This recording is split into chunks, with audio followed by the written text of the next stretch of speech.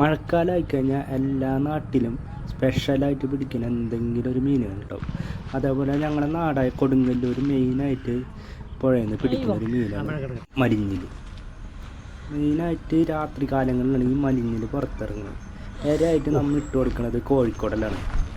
ചില സമയത്ത് മഞ്ഞീനടിക്കുന്നത് ഞാനും ആദ്യമായിട്ട് എനിക്ക് കാണുന്നത്. എന്തായാലും സൂപ്പറായിട്ടുണ്ട്. കാണുമ്പോൾ ഒരു പാമ്പ് പോലെയൊക്കെ തോന്നുമെങ്കിലും ഈ സംഭവം ശ്വാസം മുട്ടിന് അടിപൊളിയാണ്. ഭയങ്കര വഴുവഴുപ്പായ പെട്ടെന്ന് പിടിച്ച് പൊക്കിയെടുക്കാനൊക്കെ സ്വല്പം ബുദ്ധിമുട്ടാണ്.